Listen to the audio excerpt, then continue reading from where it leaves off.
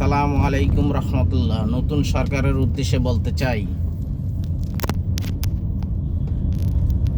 যে তারেক জিয়া স্যার, আপনার মা বেগম খালেদা জিয়া, উনি আল্লাহ পাক ওনাকে শান্তিতে রাখুক, বেহেশতেবাসী করুক, আমি দোয়া করি। তাই আমি একটা কথা বলতে চাই, গরিবের পেটে লাথি মেরেন না।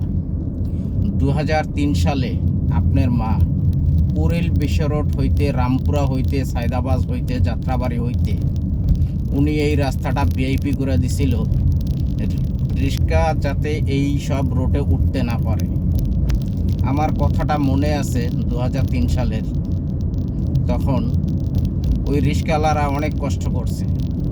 2007 সালে এসে নির্বাচন করলো আওয়ামী লীগ, গরিব আর ভোট দিল না বিএনপির, না হইলে আবার বিএনপিকে ভোট দিয়ে নির্বাচিত করত।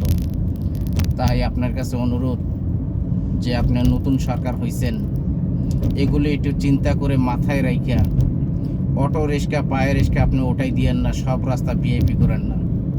যদি করতেই হয় তাহলে আপনি অটো রিক্সাওয়ালার কর্মস্থান করে দিয়ে তারপরে সব ভিআইপি রোড বানান। তাই আপনার কাছে অনুরোধ যে এই ভুলটা করেন না।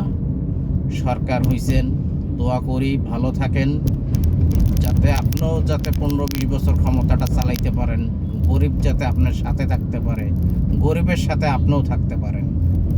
তাই আপনার জন্য দোয়া করি যে আপনি গরিবের পাশে দাঁড়াবেন, গরিবের ভালো চাবেন। আসসালামু আলাইকুম রহমতুল্লাহ।